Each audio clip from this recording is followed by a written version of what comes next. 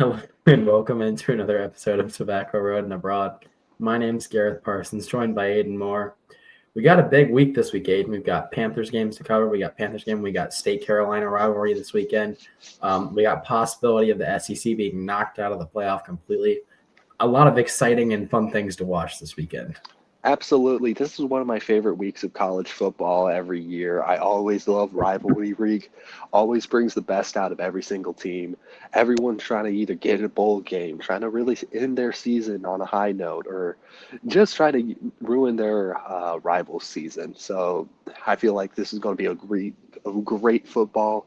I'm excited for college. I'm also excited for the NFL. We got the Thanksgiving matchups that have just happened and some more Thanksgiving weekend madness that's going to ensue. Really good, exciting week. I'm excited to get into it. Definitely. I think we'll start with the elephant in the room. That is the Carolina Panthers game from last weekend. Kind of a heartbreaking game, but I will say they played strong. They fought. It was a game Panthers fans should be proud of, but I want to know your thoughts first, Aiden.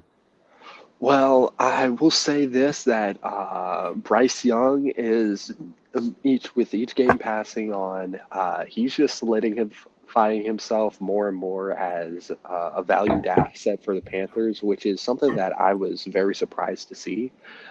Lately, he's just been playing with a lot more confidence in the pocket. He's really staying in there and letting pass plays progress, and also isn't really afraid to be a little bit more risky with the ball. He's not as timid and as shy with the ball as he once was. He's now kind of going for the medium and long passes, which I thought is something that he really wasn't doing in the earlier this season, and a little bit of most of last season. He really wasn't showing that confidence that I feel like every NFL quarterback needs.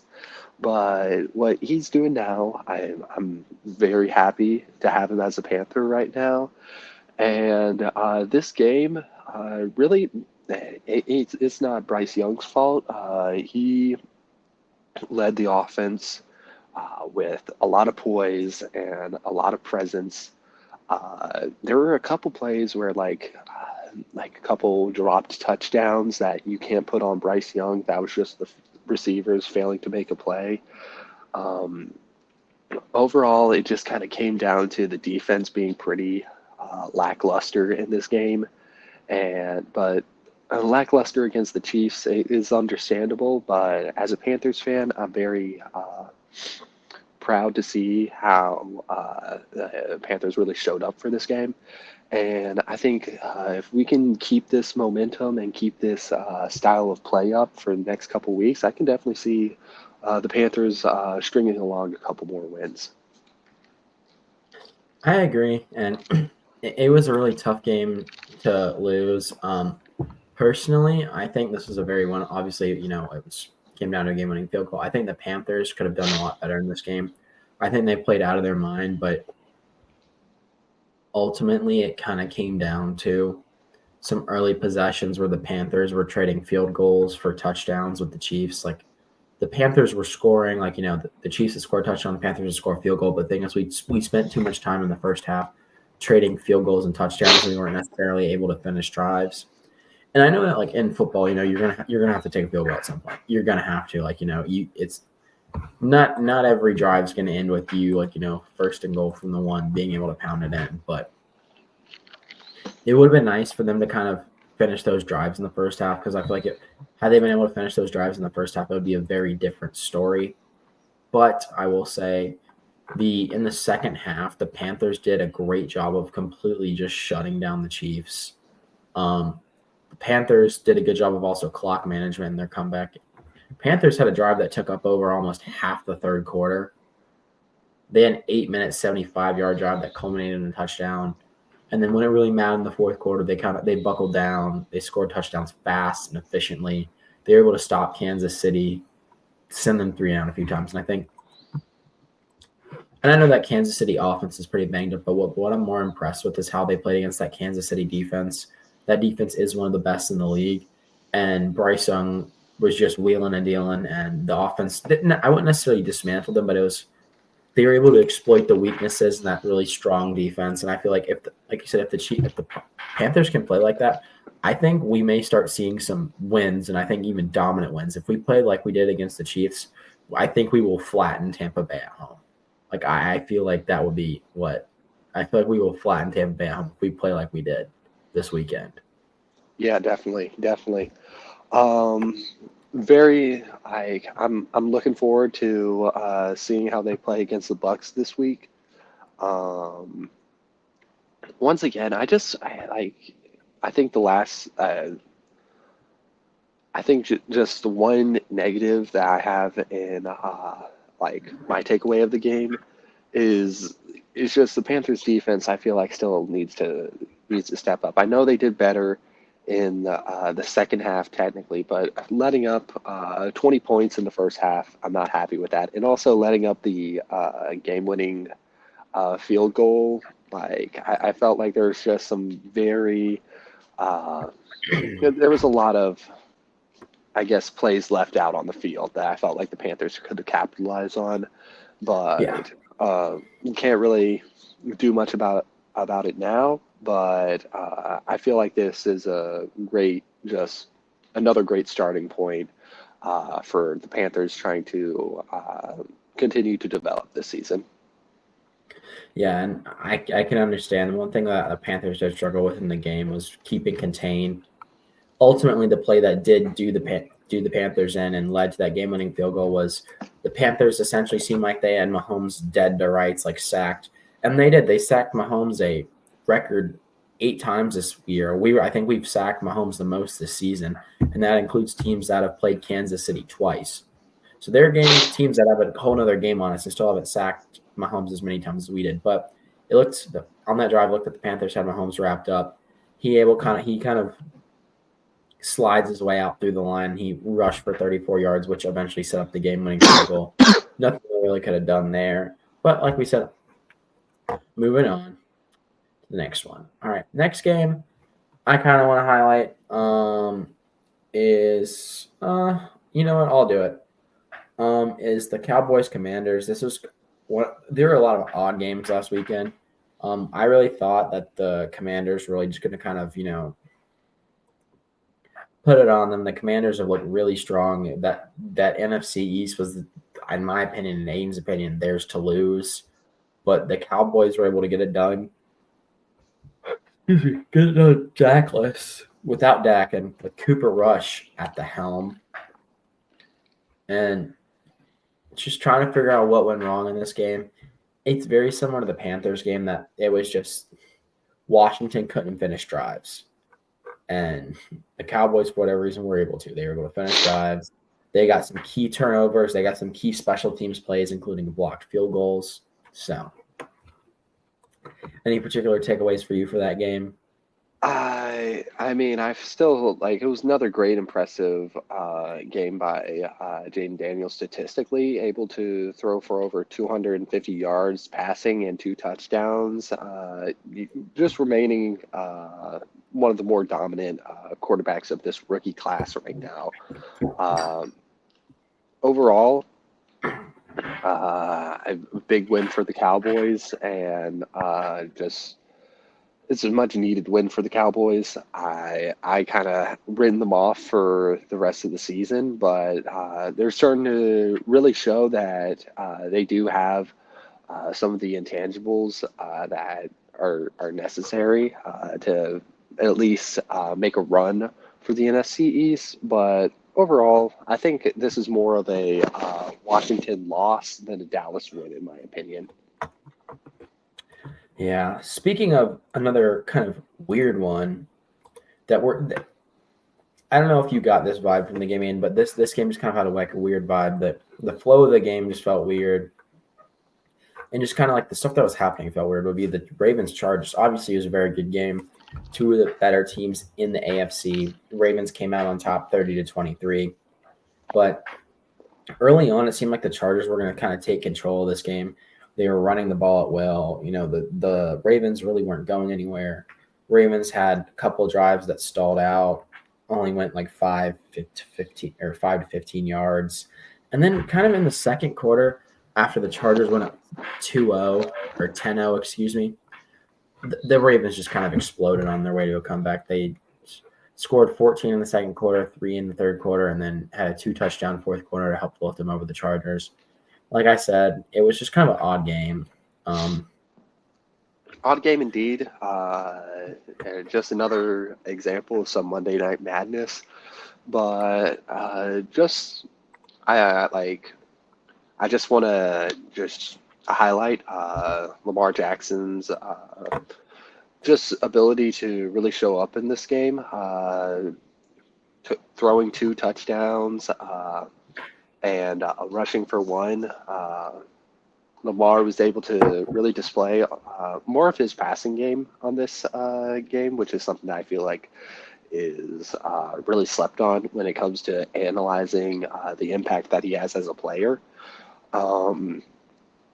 Almost going for 200 yards in passing at 177. I just really like his ability to take more deep shots and kind of play the middle passes a little bit. I feel like no one does it like he does, and that's just kind of what I want to highlight in the game.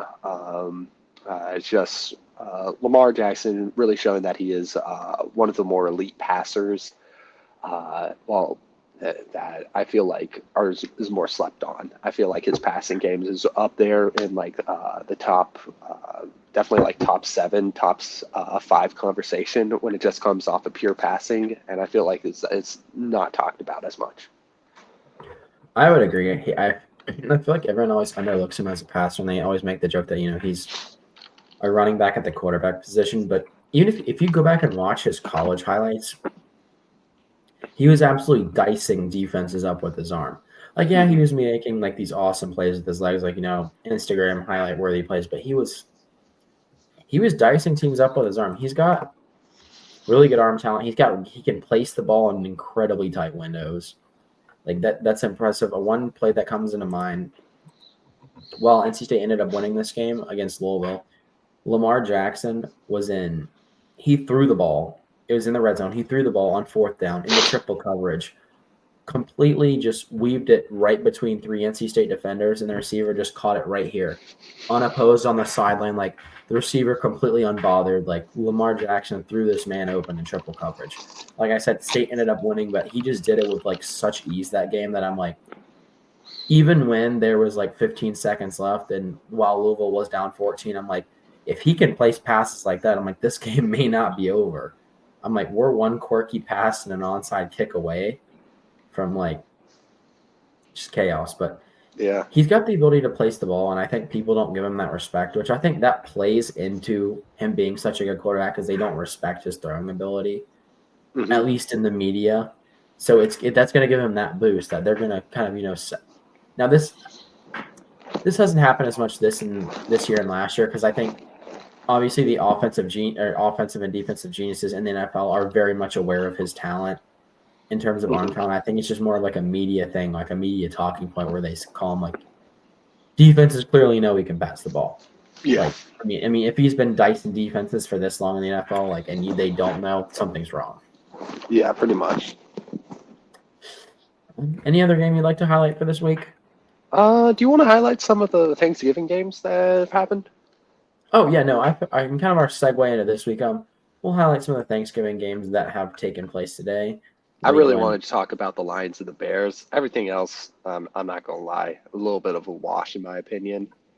But the Lions versus the Bears. The Lions were really dominant at the start of this game, but the Bears looked like they could make the comeback.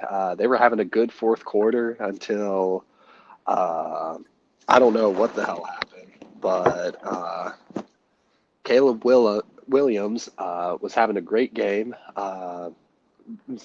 throwing for 256 yards, 3 touchdowns, but just absolutely, I think it's got to be a coaching error or something, but the clock management on that final drive was just horrendous. Like, there was how many, like, the last play, I just burned so much time on the clock. freaking like you could make a whole video just dissecting the entire like blunders of that last drive that Chicago had. It was just absolutely horrendous, and I just wanted to see what takeaways you had with this game. Yeah, definitely. I think one thing I will give the Bears props for is they didn't give up.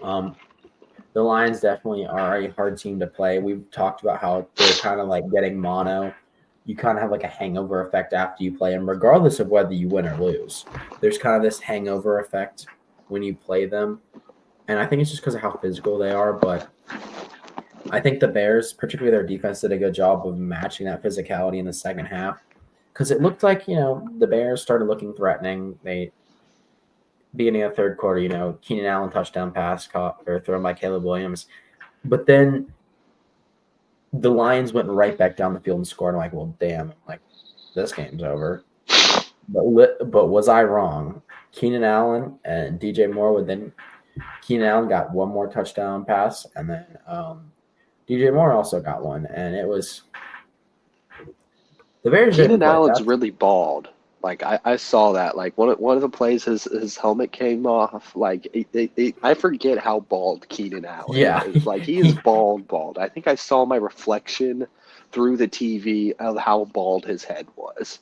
That's how he bald Keenan Allen is. he really kind of is like You can he's kind really of see what's Josh on his Dobbs mind. bald.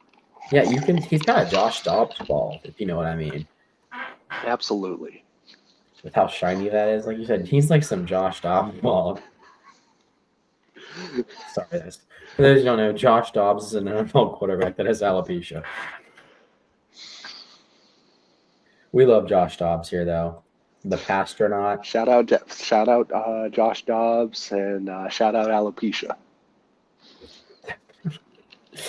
But no, it's like we saw the Bears didn't have any quit in them. Obviously, the Bears are a talented team. They started off really strong this season and have kind of gone into they're on an absolute slide right now. But I think Bears are one of those teams where they're Barstool Sports has what they call it their power rankings for the NFL teams. And obviously the Bears aren't great, but everyone, even not even them, but like everyone kind of has been like this fun and frisky category, which means they're not necessarily a playoff team, but they could still make some noise. They could make some people sweat down the end of the line, like make it uncomfortable for other teams to make the playoffs. Maybe if they play their cards right, it's unlikely they'll say they get to a point where it's like if they win X game, they'll still be eligible for the playoffs, and they make some people sweat. They ultimately don't get a gun, but they are a fun and frisky team. They've got explosive offensive upsides. Their defense isn't too shabby either, but it's just both sides of the ball are pretty inconsistent. And while that can be a strength, like you like for you when you face other teams, like the other team's not going to know what they're getting. But I think the problem is the Bears don't know what they're getting either game, so scheming's kind of hard. So Yeah. I know we've talked about on here about how we wish the Panthers were a little more unpredictable. I think they're a little too unpredictable, like you said, that they don't even know what to expect, which I think is to their detriment. Yeah, definitely, definitely. Elsewhere this weekend, we're not really going to highlight the other games. That they're kind of a I wash. mean, Cowboys beat the Giants. The Giants made it look better in the fourth quarter, just scoring 10 points. But I'm not gonna lie, I turned the game off after after the end of that third quarter because I'm not gonna lie that was a little bit of a wash, and there was good college basketball games going on, so I switched after that. But then the Packers and the Dolphins, once again, just like that. That first half was really rough for the Dolphins. Packers going on to score 24 points. The Dolphins only 3. It was pretty much over after that, but Dolphins tried to mount a little bit of a comeback, but it was really all for naught. Tua Tagovailoa, though, had a pretty solid game, throwing for 365 yards and 2 touchdowns. It was really impressive. Too bad. Really wasn't for much, but other than that, let's get into some predictions for this coming week. Want to start off with the Panthers, or do you want to We can start off with the Panthers game. I think Panthers Bucks. I think Panthers Bucks going to be a good game. I think if the Panthers, like I said, are able to replicate last week, I don't think there's many teams that can beat us if we play like that again with that desperation, with that effort, with just kind of that edge. If we play like that, I don't think there's many teams that can beat us down the stretch. Absolutely, and I feel like the key to this game, number one, I think the Panthers have the superior rushing attack, statistically speaking. But if Bryce Young's able to replicate his magic that he had against the Chiefs, I feel like he's going to be able to outperform Baker Mayfield, who is statistically one of the better quarterbacks this year. I'm not saying he's anything like all pro level this year, but Baker Mayfield is definitely going to be a formidable opponent. The Panthers defense are definitely going to need to be able to compensate for that a little bit, probably a little bit better than how they did against the Chiefs. But I'm very confident in the Panthers and their ability to potentially get a win out of this game. So I got the Panthers in it. I think if the offense is able to combine the rush and with the pass that we had last week, I think the Panthers are going to be able to basically light up in a potential shootout. Definitely. I'm going to highlight a few other big games, and I'm going to highlight one kind of a surprise game. One game that I think is probably our game of the week, or at least in my opinion, is the game of the week that's going to be, or at least I'd say has the most implications, the most star-studded match for the weekend. The Eagles at the Ravens. One of the few cross-conference matchups left. Eagles currently sitting at 9-2, Ravens at 8-4. I think I got the Ravens in this one. I just feel like the Eagles, I'm going to say this, it's going to sound weird. If you were to, I think I might have said this on here last week, if you were to just look at the Eagles from an objective standpoint, like you didn't know what their record was, you just saw who was on their team, you'd think they were a Super Bowl caliber team. And they might be. But I just think, I know they're 9-2, and I know they got two ugly losses out of the way early in the season, but I feel like they're kind of like the reverse Bears, but on like the other side of the record, huh? Like you don't know what Eagles you're getting, but they're on a hot streak right now. But ultimately, I think the Ravens will get it done. I just think the Ravens' offense is just there's just too many. They can get you in too many ways that I think it's going to be a lot for the Eagles to stop. I don't know. I mean, I think that I expect an absolute offensive showcase on both sides of the ball. I like Jalen Hurts as a quarterback. I like Saquon Barkley as a running back. But on the flip side, we got Lamar Jackson passing and running, and we got King Henry going rushing attack. So it's really just like I think I'm really excited for this game. I think it's going to be probably one of the better ones of this week. You got the Ravens. I think I might need to go with you on the Ravens on this one. I just think they have more to lose. I think, oddly enough, I know the Ravens are 8-4. I think they're better than what their record shows, and I think the Ravens are going to play with a little bit more edge on this game, and I think they're going to come away with the win. Definitely. This game, I'm highlighting just because I'm going to this game this weekend. This is my shit bowl of the week, too, as well. Ooh, boy. New England Patriots are taking on the Indianapolis Colts this weekend in my shit bowl of the week. Both teams they're both kind of young teams with young quarterbacks leading the offense. So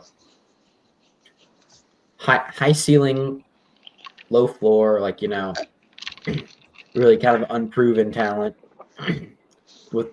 so far with really exciting, I guess, like they've shown really exciting flashes of what they can be, particularly Drake May. Drake May's had a little bit more success than AR has in the league.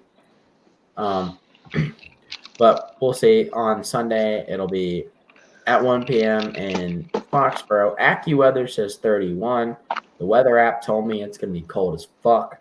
So who knows what we're going to believe. I think I've got the Patriots in this one. I just think their offense has kind of worked out the kinks, and the Colts, it's kind of similar to the Bears. We don't know what Colts we're getting. Are we going to get the Colts who can, the Colts who dropped 37 on the Jaguars, or the Colts who couldn't muster more than 2 field goals against the Lions? Or excuse me, the Colts, not the Jets. My bad. And it's going to be kind of really up in there. I know the Colts are sitting at 5-6, which that doesn't sound too bad for this point in the season. They're a few games away. It sounds fun and risky. Playoffs could possibly still be in the talks for them, but honestly, I got the Patriots here. It's a home game. Another chance for them to watch Drake May. Patriots fans are still showing up to the games. It's gonna be cold in New England, and I know the Colts do play in the cold, but they play indoors at Lucas Oil. So I got the Patriots in this one. Give me Daddy Drake May on this one. I bet he's going to be throwing 3 touchdowns on this game. Daddy Drake going to be repping out for the UNCs all across the nation. All the Tar Heels that are going up and supporting him. I'm number one rookie of the year right now. No sarcasm. Give me Drake May and the Patriots. I do think he'll be special this weekend, but I do think there's one rookie who is. I think there's a few rookies who are vying for the Rookie of the Year spot. Yeah. Come on, you're really gonna take him over white cornerback rookie Cooper DeJean for Cooper Rookie of the Year? Nah, I know. I say that knowing that I've been a homer for Jaden Daniels pretty much since week 3. So, though I love Drake May, I think the ceiling for Drake May is pretty high, and he's just not there yet. But I can't wait to see what he does in the next couple of years. Hopefully, I really want to see him do well in the NFL. So, I got the Patriots in this game. Yeah, two more games I'll highlight. I think these with big playoff implications. Actually, 3 more that have got big playoff implications. You got Chargers, Falcons, Bengals, Steelers, and Cardinals, Vikings. Anyone you want to take a crack at first, Aiden? Ooh, I want to go into the Bengals Steelers game first. Bengals way better than their record indicates, and Joe Burrow has if he just had, like, let's just say not even a 7-4, let's say he had a 6-5 season. If the Bengals were 6-5 right now, I do believe that Joe Burrow would be in the talks for MVP conversation right now. And the fact that just things haven't been aligning for the Bengals, I feel like it's just an absolute travesty for Joe Burrow and his just what he deserves right now. But yeah. I like the Bengals. Like, each week, I feel like every time we call a Bengals game, I'm always saying, like, oh, this is going to be the week where the Bengals turn it around, and then, like, they lose, and I'm like, all right, next week it's going to be the week they're going to turn it around, and then they lose on Thursday night in some, like, horrific fashion, and, and they always lose in, like, one of the most heartbreaking ways. The Bengals are favored in this game. But I like the Steelers offense. Like, I like how Russell Wilson has been, like, kind of coming back a little bit as, like, a pretty solid quarterback, and I've been liking Pickens as a receiver, but I think I'm gonna regret saying this, but I think the Bengals are gonna finally turn it around, and they're gonna start, like, adding some more wins into the win column right now, because I think they desperately need it, but I think this is the week they start to turn it around right now. I agree. It's starting to get to crunch time for them where they can't really afford to drop any more games. And it's a really important one at home, and I think they've just got the most to lose right now. The Steelers have been looking good. They've been up and rolling.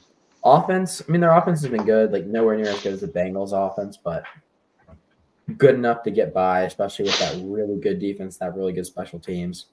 But I'm gonna have to agree with you. The Bengals here. I mean, like you said, Joe Burrow's putting up MVP numbers on a 4-7 team. He's got over 3,000 yards passing, 27 touchdowns, and only 4 interceptions. The only other quarterback who has similar touchdowns to him, I think, has at least 9 interceptions. Excuse me, sorry. Lamar has similar numbers and has 3 interceptions. But the closest one to them in terms of TDs has 9 interceptions outside of those two.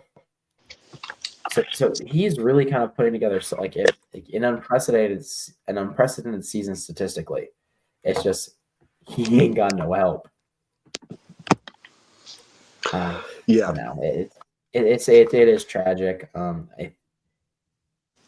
If the Bengals are able to get Joe Burrow some more weapons or help, fuck it, a defense, get him a defense, and I'd say this is like a playoff caliber team challenging for the AFC championship. But unfortunately, that's not where we are.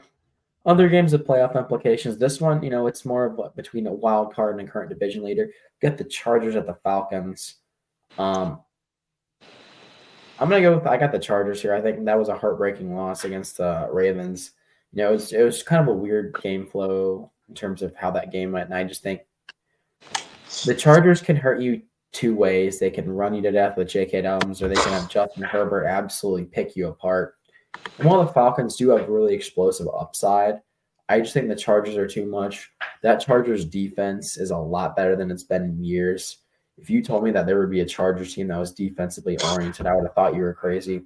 Because this Chargers team, for the longest time, it was pass offense and no defense. It was, we will throw for 500 yards. That's how we're going to beat you. Now it's very balanced attack, very Harbaugh attack, defense first, run first, kind of, if you will, fundamentals football the right way. If you're an old head or people who think the NFL isn't what it used to be.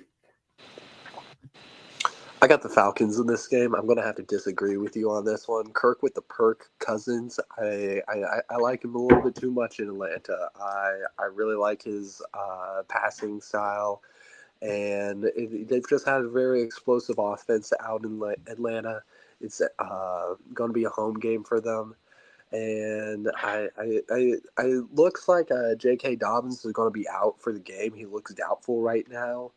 And that's just really going to hinder their rushing attack that has been pretty, like I'm not saying it's been the key to their success, but like what's made LA interesting is the fact that they have both a very a killer passing attack and a killer rushing attack. It was really like pick your poison when you're going up against LA. But I feel like with that, there's going to be a little bit more reliance on Justin Herbert. I think he's competent enough to win the game, and I like him to win most games. But I don't like him winning a game against Atlanta that I feel like is going to start like stringing together a little bit more wins. Because I feel like they've kind of like they've fallen off a little bit, in my opinion, like with the losses to Denver and New Orleans, but I think they're going to be back on their winning ways. So that's why I got Atlanta in this game. Certainly, it will certainly Chargers win will certainly help the Panthers' cause, but this is purely based on predictions. And our final I think game we'll highlight for the NFL this week is Cardinals Vikings. NFC West's been a really weird division this year. There's been no really like standout team. I mean, you've got Rams that they're okay. Seahawks, they're either really good one week or really poor the next week. So that by law of averages, they're okay. Same thing with the 49ers. 1 week they look like a Super Bowl contender. The next week they come off flat. Now, I know last week they didn't have Brock Purdy. He was out, so they looked kind of, oh my God. It's almost like, he's needed in that system. Dare I say he's not, in fact, a product of that system. I think Brock Purdy is the system. Yeah. And I'll go off on a little side rant here. the whole thing notion about a system quarterback, I think, is just kind of stupid. You kind of want your quarterback to fit your system. Like you kind of want it to be the ideal system for him. Like you wouldn't run the fucking triple option with Tom Brady. Like you don't see me calling Tom Brady a system quarterback because he can't run my favorite offense. Like I'm sorry, it's like you wouldn't have same thing with it. You wouldn't like same thing with like asking Peyton Manning to run an offense. Like they're having Peyton Manning running a spread team. Or like making these like old school pro style quarterbacks. Yeah, dude, we're gonna put you in a modern air raid where you throw the ball 75 times a game. Like it just wouldn't work. But that's just all I'll say about that. Just God forbid he have an offensive coordinator who cares about him enough to find a system that works for him. It's almost like they want to win football games. It's I don't know. They may not want to win football games, but if I'm an offensive coordinator, I'm finding an offense that fits my players. But who knows? Call me crazy, God forbid I could make use of the talent that's been given to me. So yeah. that's all I'll say about that. What do you think about this game? I don't know. I'm not gonna lie. I like the Vikings. They've been proven to be very solid. I just have the smallest inkling in my mind that they might be a little bit fraudulent. They might there's just something about me edging off with a win against Chicago. That's good. Tennessee, just a 10-point win. Okay, not that bad. I like a good win. I'll say that's a good win. Only scoring 12 points against Jacksonville, I'm like okay, and kind of barely squeaking by against the Colts 21-13. That's a lot closer than you should be going against the Colts. I think the Vikings are on fraud alert, and I got the Arizona Cardinals upsetting them. Just like I think Arizona are going to really bounce back from this kind of a dud of a game against Seattle.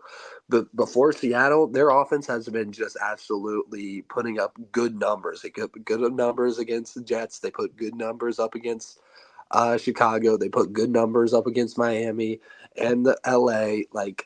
I got the Cardinals winning this one. I do too. And I have a similar feeling about the Vikings. I don't know if I'd call it fraudulent watch in my mind. Like, I'm not disagreeing with you. But I will say that for how good their record is, they're a little inconsistent with how well they play. And in the games where they've come off really flat, they've gotten really lucky that their defense has been able to bail them out or the other team's been able to make mistakes that that allow the Vikings to have such a low scoring game.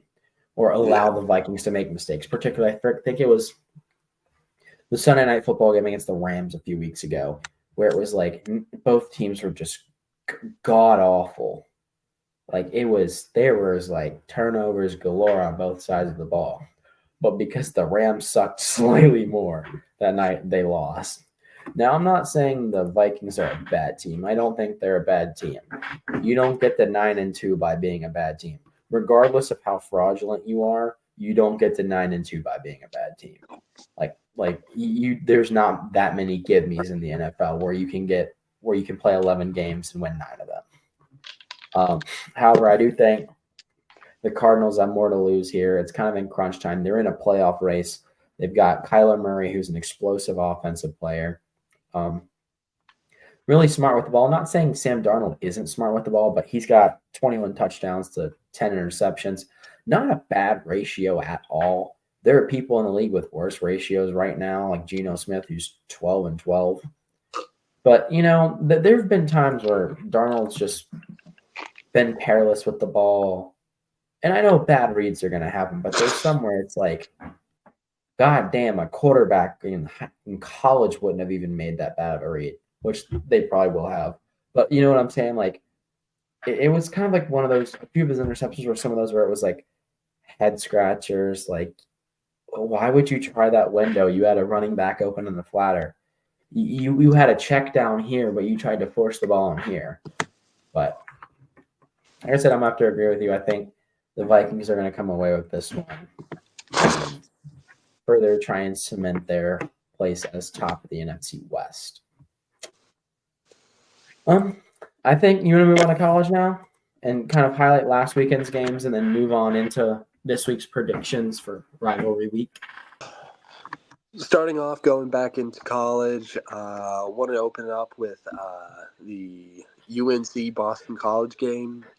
This was an absolute dumpster fire of a game for UNC. UNC just absolutely came out flat at the beginning, and there was really no stopping the Boston College offense. Um, Pretty much like until the fourth quarter in absolute garbage time, like UNC was only able to like get something moving in like the final minutes of the game, but before then it was like 41-7 Boston College. UNC able to get like two garbage time touchdowns, making it 41-21. This game was absolutely horrific to watch. There was uh, no real like silver linings. Jacoby Criswell throwing three interceptions, that can't really be done. Omari Hampton just absolutely got stuffed this game. Only having 53 yards rushing. Like Boston College pretty much had an answer to everything that UNC was throwing, and it just seemed like they just like Boston College wanted to play for a bowl game, and UNC was just absolutely complacent, unable to really uh, like show any life. And this is what I feared the most coming into this part of the season. Like I felt like UNC, once they got that 6-win threshold, they were going to start to coast a little bit and feel complacent. But and then we see with this game, like you can't be complacent. You're just absolutely going to get walked if you sit in complacency. And this is why, as a UNC fan, I'm a little bit more skeptical about how UNC is going to be performing against State, but that we'll get into that later. But another interesting storyline that kind of occurred after this game. So Mac Brown, it was pretty much all kind of like there was like an unofficial agreement that we all kind of knew he might retire at the end of this year. He then went on to say that he is returning for the 2025 season, and UNC said hell no to that and just pretty much fired him. It said you can finish the state game and maybe you can play your bowl game, but no, buddy, your ass is out of here. So Mac Brown has officially been fired from UNC, and I'm not gonna lie. I like as much as I like Mac Brown. Mac Brown makes every UNC fan feel good. Like he's bringing so much nostalgia factor to UNC. We love Mac Brown, but like he's he's just not the best at coaching. I fear he's more of a recruiter for UNC. He is great at recruiting. We get some of the best classes that UNC has ever had with Mac Brown recruiting, but he can't do anything with that. Like, how do you like Mac Brown has pretty much the first 6 years of Larry Fedora has been pretty similar to what Mac Brown has been able to recreate here. We've got one ACC championship appearance and just a bunch of 6-6, 7-5 seasons with talent that has some of like in top 25 recruiting classes with NFL talent that goes to the NFL. Like you can't process like if you're creating NFL talent on a almost semi-consistent basis, and you're only able to go 8-5, or you lose most of the big games, and you can't beat the teams like Notre Dame at home, or you can't beat State, which has been the thorn in our side for the past couple years. You can't beat State. You get blown out by JMU at home 70-50. there's just so much going up against Mac Brown when it comes to the coaching front that I'm think this is the best move for UNC moving forward. I'll always be grateful for Mac Brown and what he has brought to the UNC culture. Uh, like UNC fans, you can't find a single UNC fan that hates Mac Brown, but you can't, like, right now. It's just time for UNC to start moving on, which kind of brings us into like potential hires. This is probably a video that I am like I say I'm going to make, but I'm actually going to make. I do want to like go into depth and like research some potential hires for the next UNC head coach position. I know there were rumors that Arthur Smith, the Steelers offensive coordinator, was rumored to be on the top of the list. He's said that he likes his job at the Steelers. I don't know if that is a yes or I don't know if that's a no. Like typically you don't say that, oh, I hate my job here, I'm going to leave immediately. There's probably some different factors going into play right now, but I'd have to say that Arthur Smith, it would definitely be a very unique hire that I think would be pretty, like, I would like as a UNC fan. But probably in another video, I'm going to go in depth on like different rumored hires and like different ideas that I would have in my ideal UNC head coach. But that just kind of is my main takeaway from the Boston College UNC game. We can start jumping into some of the more uh, impactful games around the world of college football now. So I guess with that, let's.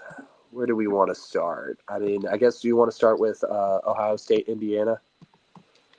Yeah, Ohio State, Indiana. I will say it kind of felt like two different games. You had like the first quarter and the first half of the second quarter, and then the rest of the game. Indiana came out. They looked like they jumped all over Ohio State. Ohio State could not move the ball. And then just something snapped, I guess, about halfway through the second quarter. Ohio State started being able to move the ball. Indiana's quarterback kind of got happy feet. They started sitting the blitz. Indiana's O-line couldn't keep up, but then it was just downhill from there. Ohio State exploded. They had 14 points 2 quarters in a row, and then they dropped 10 in the final quarter to win 38-15. A lot of people are saying Indiana should be out of the playoff with this. I don't think they should. SEC fans are loving to bring up strength of schedule. Meanwhile, they're fucking playing Mercer in November. So I don't know how you guys feel, but that's just my take on the game. I just kind of feel like thinking back on it, hindsight's 2020. I didn't think, and there's no way Indiana was going to win this game. I mean, it's really hard to win on the horseshoe, particularly when Ohio State is ranked as high as they are and when they've been performing as good as they have been. It's just really hard to win on the horseshoe. And that's really all I got. It's just I watched the game and it's just Ohio State after about that 8-minute mark in the second quarter really just kind of came out and just was a different team, went back to being their old Ohio State self and just kind of kept on rolling. Yeah, but one thing I wanted to bring up that you kind of like hit on was like, is Indiana out of this game with as it pertains to playoff contention? And one thing that I think we've learned from this week is going to be really important, and I think this is going to be the theme of college football, given this new 12-team playoff era. I think something that we really need to address is the real impact of strength of schedule. So Indiana, granted, has not had like the strongest strength of schedule, rocking at 10-1 right now. And you might say they're like, it's unwarranted to put them in the playoffs situation right now. But to that I say, okay, I'd rather take a 10-1 team that has beaten a lot of like mid teams right now. Because one thing that I've seen with like the Alabamas, which we're going to get into right now, is like you make the argument for me that Alabama should be in the playoff when they're losing to teams like Oklahoma, teams that if Indiana lost to a team like Oklahoma, and that was their one loss, everyone would still say like, "Oh, Indiana should be out. Indiana should be out." But we're adding way too much like credit to like teams like Alabama who have like historical significance in the playoffs and teams that we want to put into the playoffs. When it comes to like these losses that really should look horrible, like Tennessee lost to Arkansas. That would probably be a loss that they should win. If a team is losing to teams that they should be beating, I think that should like count against them way more than like a mid team like Indiana beating all the teams that they should beat and then losing the one game that they probably should we expect them to lose. At least that's just my opinion. Yeah, especially like with that almost losing to Kentucky. That Kentucky that's not a good team. Kentucky's looking like they're going 4-8, assuming Louisville takes care of business. Yeah. But like that's just my 2 cents on that. But moving on, let's bring it to the SEC now because the SEC chaos has just been absolutely insane. But just starting to the beginning of the day, where we had Ole Miss take on Florida, and Florida just was able to come away with the upset, just really showing that they've really had some like strong momentum going into like the latter half of this season. The DJ Lagway, I've really liked him as the Florida uh, quarterback. He played a very solid game. Really liked his performance. But Jackson Dart, I don't know what happened in that fourth quarter. It felt like he threw like it said he threw 2 INTs, but it felt like he threw like nearly like 5 interceptions. I think like most of them got called back, but it seemed like at Yeah, 3 every got called opportunity, back. yeah, like it seemed like every opportunity that like Jackson had in that fourth quarter, it was either just like he would just throw an interception or he would throw a potential interception that would get like called back for some reason. Like that was an absolutely horrific fourth quarter for him. But other than that, it was a very interesting game, close, tight, just absolutely down to the wire. Um, I'm I was really happy to see Florida win this game. It was just a very good performance on their part. They played the perfect game that they needed to play to pull off this upset, and I think it was just a very solid noon game that I kept my eyes on for the most of the afternoon. Definitely. It was. I think this was one of the games that we actually predicted that Florida would win this. Yes, yes, we did. And, Aiden and I can say this. They did not, in fact, win out. They did not, in fact, win out. Other games around the SEC, obviously, one of the bigger surprises is 6-5 Oklahoma beating Alabama 24-3, and not just beating them convincingly. This game did not look close. I mean, Jackson Arnold was putting up Jalen Milrow numbers. Like he had 100 plus yards passing and 140 yards on the ground rushing on 25 attempts. Milrow had 3 interceptions, one of which was a pick six. One was almost a pick six, but they were able to run the guy down. It was just Alabama did not play well. This Oklahoma team hasn't beat a Division I opponent since September. Like, let that sink in. They had not beaten a Division I FBS opponent in 2 months, almost 2.5. They beat Maine 2 weeks ago, which they're Division I FCS. They had not beaten an FBS opponent since September. Who was that? Auburn. Damn. I mean, with this Oklahoma game, like I think Alabama lost this one. I was disappointed in Alabama's performance on this one. They just came out absolutely slow on offense. Jalen Milrow, I think he had Oklahoma money line on this game because I don't know what the hell happened, but just 3 interceptions. Just you can't be having that against a team like Oklahoma, at least this year's Oklahoma. But I was they just Oklahoma's offense was just very beatable in this game, and I just felt like. But the thing was, they were just put in such good positions by their defense. That defensive line had like Jalen Milroe like on lock the entire game.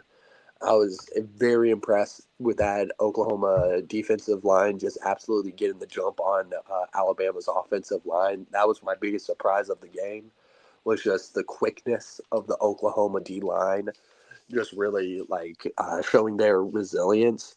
But it's just like I felt like the Oklahoma defense was a real star of this game, in my opinion.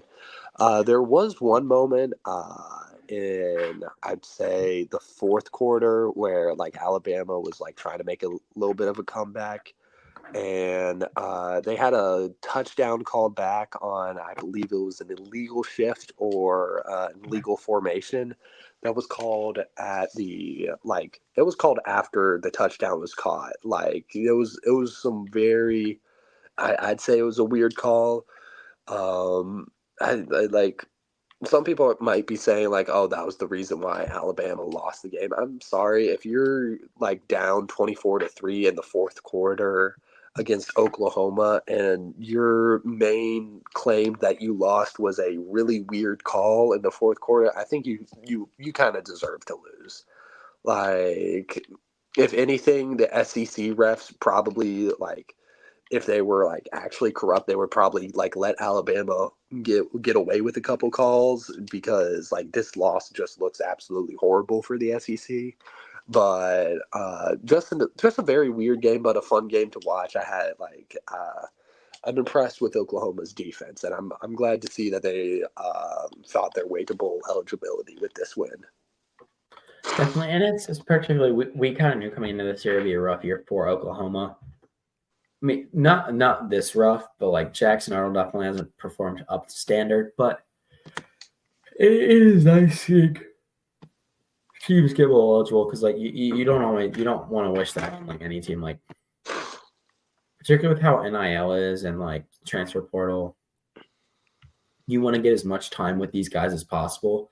And by getting a bowl game, you get more practices, almost a month longer of practices to evaluate your guys, convince them to stay, show them that they can be the future of this program. And I feel like making a bowl in today's day and age, and I know some people think the bowl system's dead. No, the 12 team playoff. No, I think the bowl system is more important than ever right now, because it's about proving to your players that you still care when essentially it doesn't really matter anymore.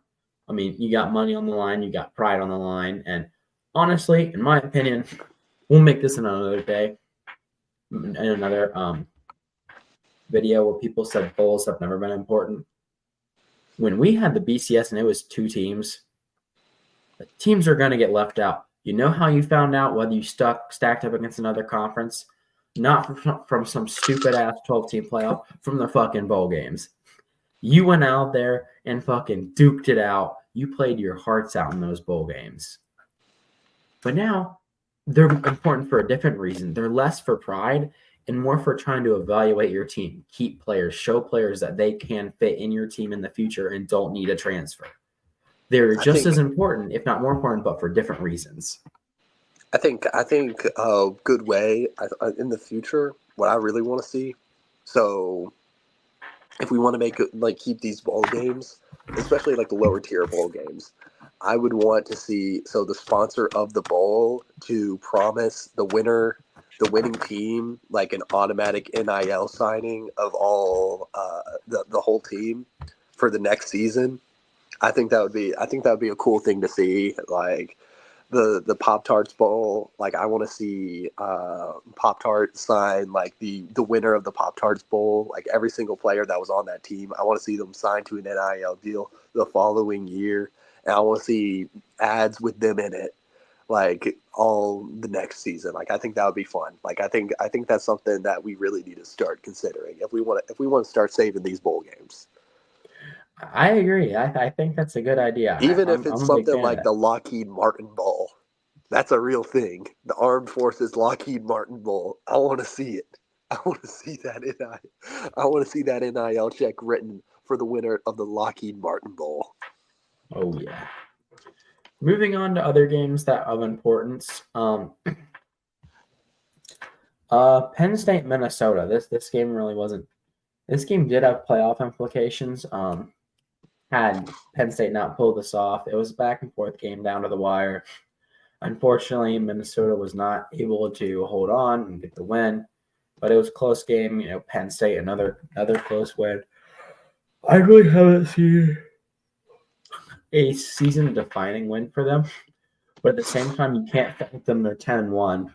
Like I'm not knocking a team for playing well on their schedule. I feel like it's similar to the Indiana thing where it's like you can't knock them for being 10-1 because obviously, like I said this about the Vikings. If they're fraudulent, so what? You can't get the 10-1 or 9-2 by being purely bad. Like you're not gonna luck out that many times if you're that bad, if you know what I'm saying. You got any thoughts on this game, or is this just I mean, there really wasn't It much was in this really game. impressive with Minnesota's fight in this game. They were really keeping it close throughout the entire time, never really saying die. But at the end, Penn State really just kind of had what it took to win the game. But I'd say I'm impressed with Minnesota on this game. Like I was very happy to see the fight that they had in them. And like going into halftime, like I thought Minnesota had what it took to like really pull away with this game. But I can't really like point to a moment where I'd say like Minnesota lost this game or Penn State won this game. But it was just one of those things that really like snuck up on you. Like at the end of the game, like I felt like I wanted to see more Yeah.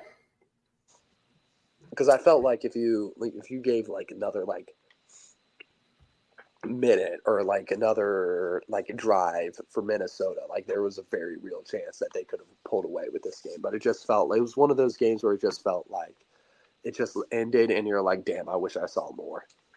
Yeah. Elsewhere, playoff implication games. Notre Dame, Army.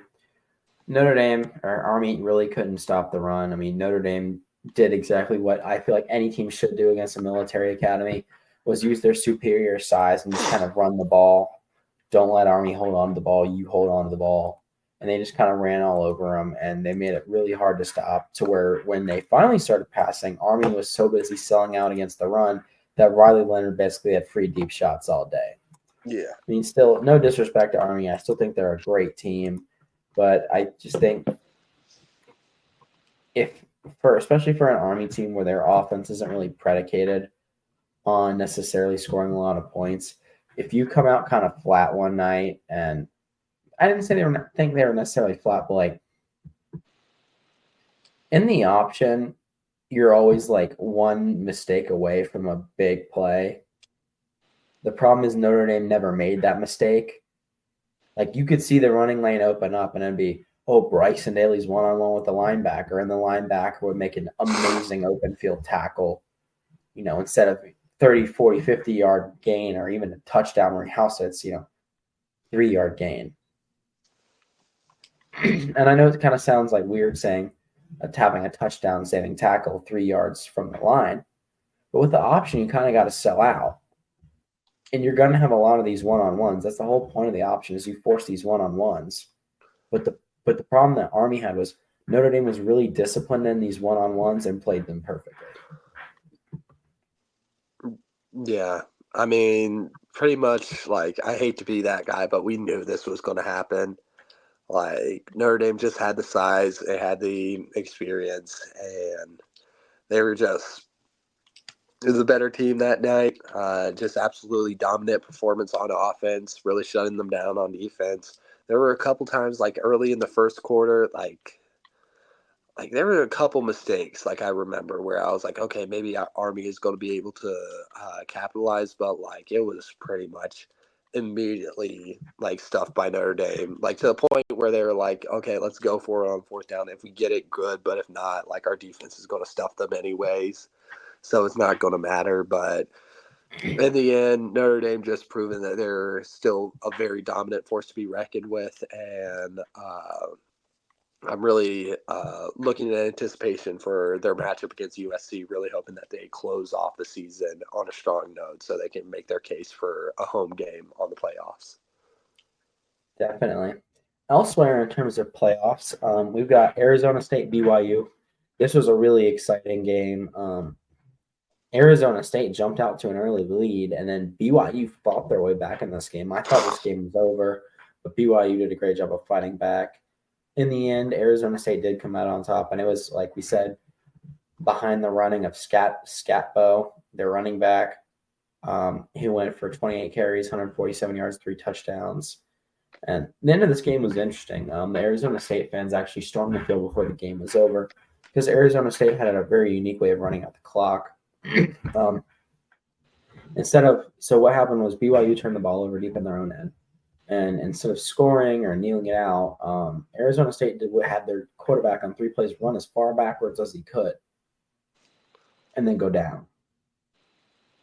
And then on fourth down, what they had him do was they had him throw the ball as high and as far as he could within the area of a receiver, and he threw it out of bounds. How was that not intentional grounding is all I'm saying. Yeah. But it's about when the ball, in order for a ball to be out of bounds, it has to hit something out of bounds. Yeah. And it hit something out of bounds with 1 second left. So BYU had a chance for a Hail Mary. Unfortunately, Retzlaff couldn't get it to the end zone. So that they came up short. I, in my opinion, think BYU's possibly out. I think Arizona's in after the big wins they've had. But I just want to know, what do you think about this game? I don't know. I mean, I have very mixed feelings about Arizona State. And very mixed feelings about their coach. I think he's like they had a very unique way of trying to close out the game, and then when it kind of came out to bite them in the butt, like I didn't necessarily like how their coach reacted, but I get it. But Arizona State just proven that they're a formidable team with a very strong offense, and I very much I'm very impressed with them, and I think they're a formidable team that's going to be I'd hate to face them first round of the playoffs, but just the Big 12 is in a very unique spot right now, and with BYU losing and Arizona State winning right now, I think like Arizona State has the prime spot for like most likely getting into the playoff, but we don't know. There's still a lot of chaos that's going to definitely unfold.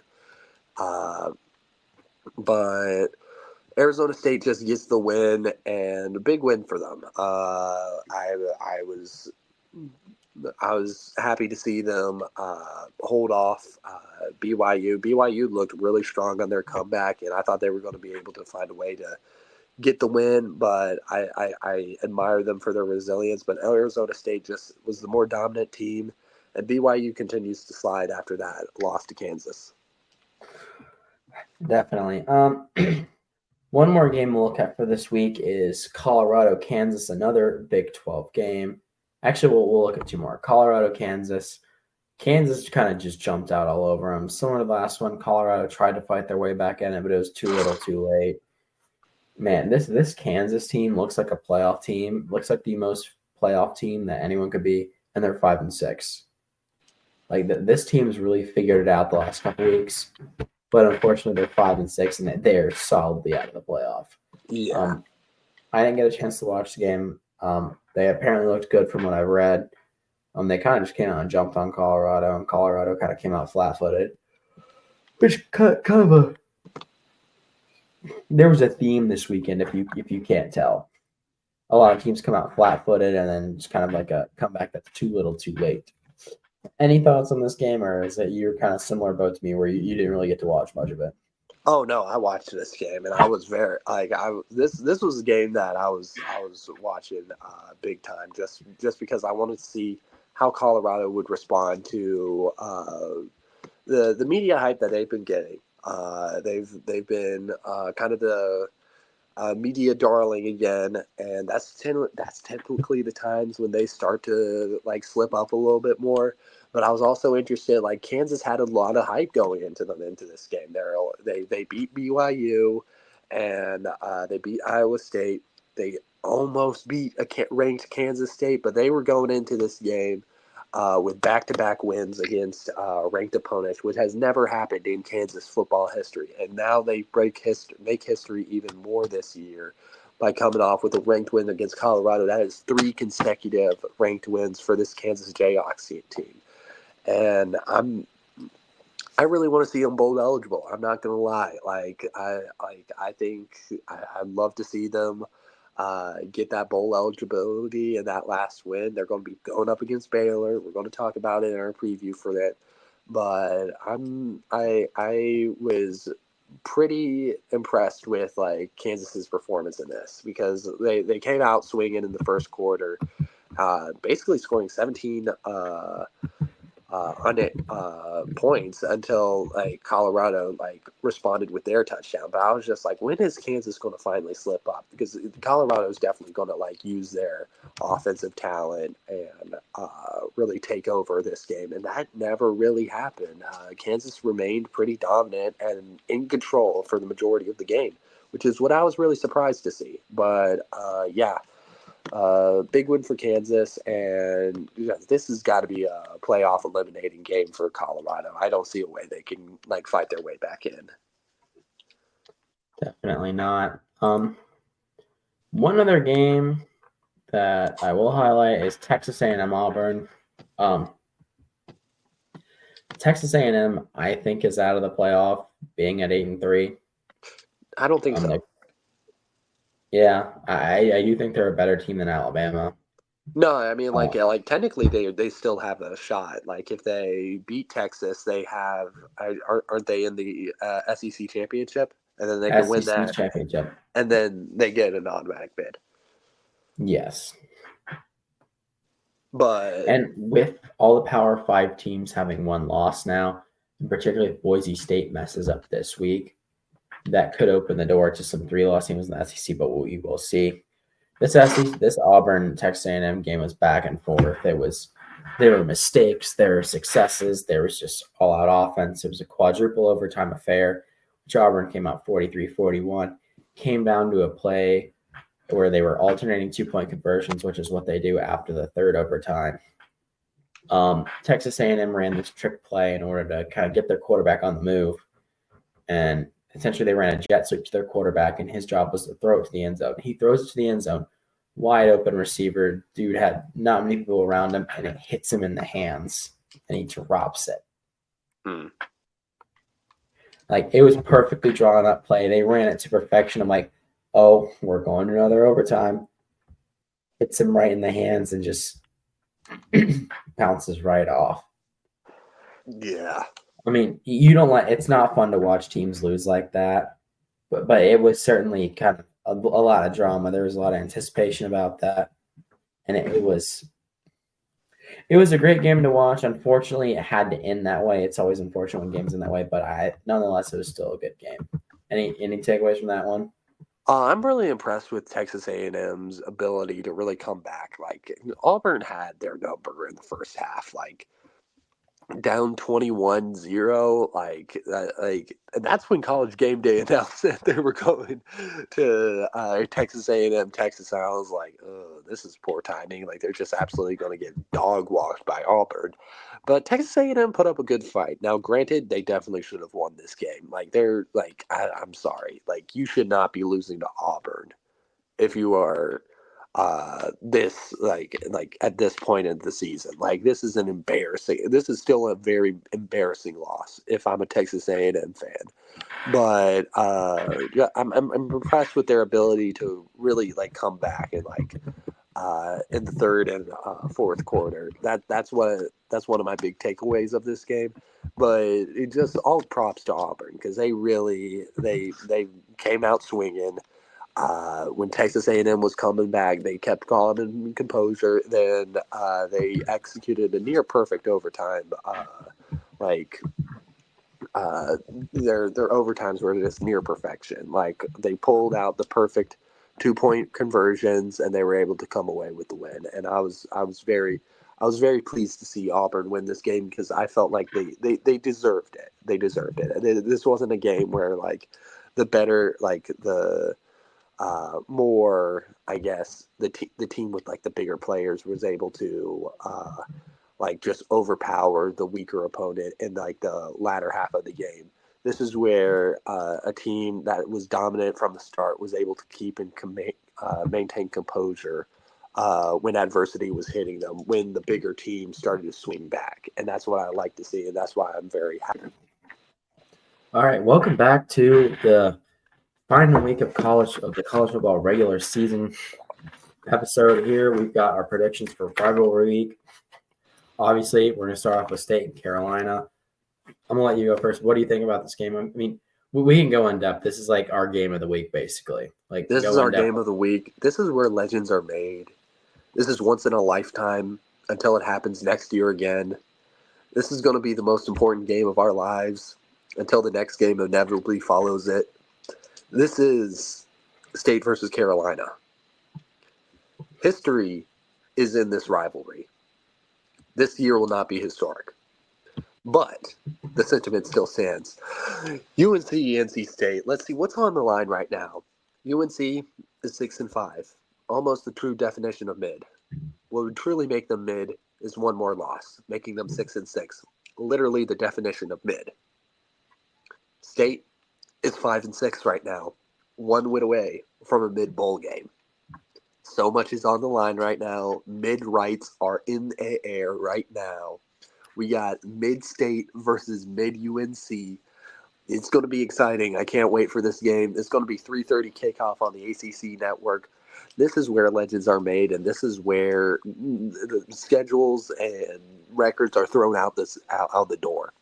I hope to see a win for UNC. Do I believe it will happen? Probably not. Let's be real. UNC just fired their head coach, and we're expecting him to show up the next day to work.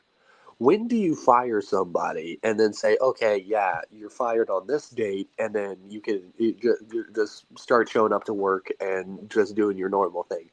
I have no idea what's the incentive for Mac Brown to win right now. Maybe he can win and then just like get his storybook ending and ride off into the sunset right now. But I think some trickery and some fuckery is afoot right now, and my heart is telling me that UNC is going to win, but my mind is telling me that State is going to be way too engrossed into trying to play for a very mid bowl game that they're going to overcome UNC, and I got State winning this game.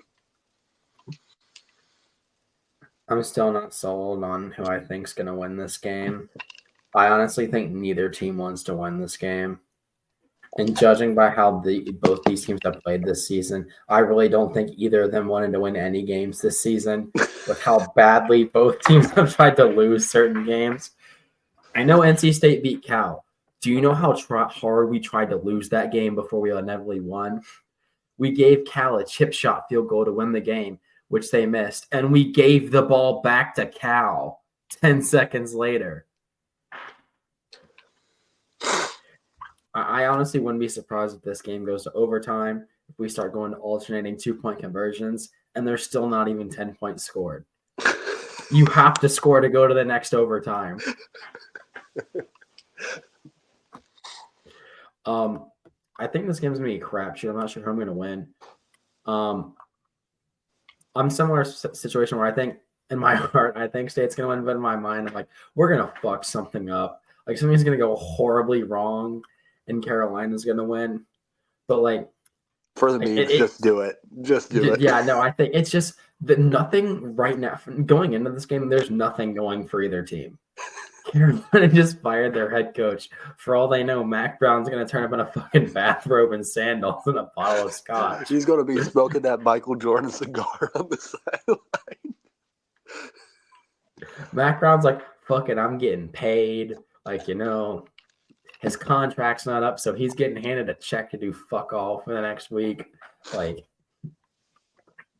I mean, every other job where if they fire you and you still have to work, they tell you to take your PTO. They tell you to take your remaining PTO to find your new job.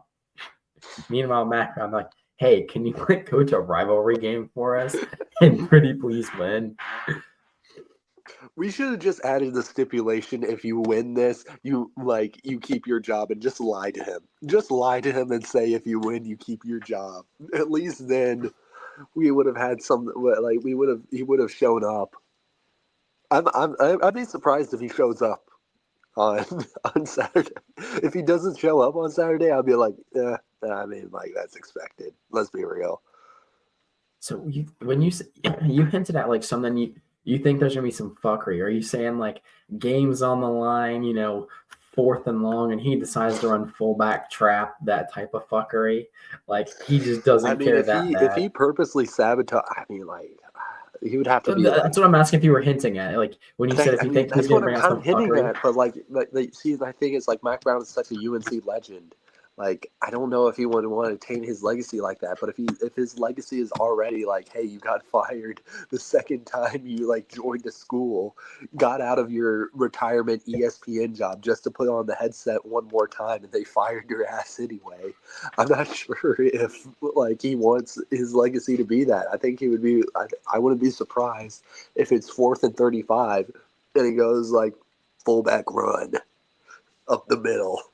Fullback, hand it to the defensive tackle. Hand the ball to the defensive tackle.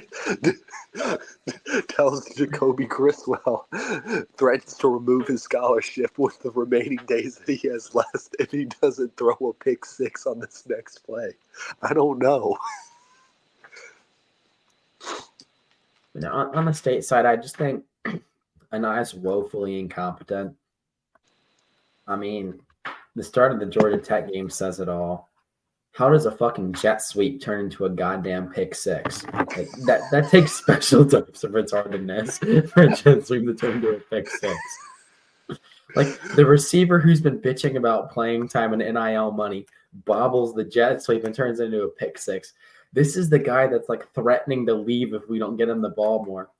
Dude's had 3 costly drops in our last 3 one-possession losses. Bro had a pass play that technically is the easiest pass play in existence, a jet sweep, and he still fucked it up. The quarterback, it wasn't even the quarterback's fault either. The quarterback, the best possible handoff he could, the receiver goes, bops it up in the air, and a fucking fat-ass D tackle comes down with it and is gone. The best part about this, there was no one on that side of the field. That handoff goes clean. That shit was going to the house. We had just sent Georgia Tech 3 and out on their opening drive. That shit going to the house, that's a different game right there. If that shit goes to the house. They bit for the trick part of that play. They bit on us doing some crazy trips over formation. Everyone was on one side. No one followed Casey in motion across the field. I'm like, holy shit, he's gone. And then yeah, he's gone the other way. That D tackle's gone the other way. But no, I don't have faith in either team to win this game. I think both teams are going to try their hardest to fucking lose this game. But with my luck, I said this with the NC State Final Four. I was in Indianapolis after I just finished swimming. And Keats is getting blown out by some ass team. And I'm like, you know what? With our luck, Keats is gonna win the fucking ACC and win the damn national championship. And what does Keats do? Keats wins the ACC and goes to the Final Four. As much as I want Doran gone, I think he's gonna pull some my heart says he's gonna pull some fuckery out and keep his job. He's not losing his job this year. Yeah, that's the unfortunate thing. Yeah, no, he's not losing his job this year. If he fucks up next year, he's gone. But no. Now our coordinator, buddy, count your days. Our coordinator. Watch him become the next UNC head coach and just actually be good. Buddy, Robert and I don't care if you put 225 on Carolina. You're still gone next year, in my opinion. Buddy, you have not shown up in big moments. Robert and I shows up in 3 occasions following a losing streak, and Carolina. The only times our offensive coordinator turns up. He sees Carolina on the schedule. He goes, okay, hold on, let me cook. Tennessee on the schedule. He's like, fullback dive on 3rd and long. How about, the defense is sending an all-out blitz. How about halfback draw? Or even better, quarterback draw on our own goal line on 3rd and long when they're mugging the line. I got no faith in bro. But as you can see, Aiden and I are completely looking forward to this weekend. It's going to be so fun. No matter who wins, Aiden and I are going to be ready to pull our hair out. But I hope NC State loses, but I have no faith in us. Yeah, same here. I have no faith in us. We can out Georgia Tech, and still lose. We held them to 53 rushing yards prior to their last drive. They won by running the ball with less than a minute left and no timeouts because we dropped 8 and played no contain. There was no quarterback spy, and homie just took off. But that's enough of that game. Hopefully on a more positive note, where Aiden and I are just shitting on our own teams. Let's go into some of the Friday matchups. All right, Friday. Oh, this one's a kicker. This is even more of a head scratcher than I think the State Carolina game. Boise State's playing Oregon State at 10 o'clock in the morning. No, not our time, their time. And they're not even playing on the East Coast. They're kicking off at 10 a.m. local time in Boise, Idaho. Yeah, it's going to be noon kickoff Eastern Standard Time, and they're going to be getting a bunch of Boise State and Oregon State players up early in the morning for our viewing pleasure at noon. So we got to thank them. That is what I'm thankful for this year.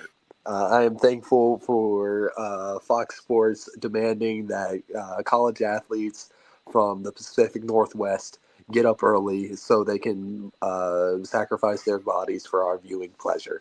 Thank you, Fox Sports, for all that you do.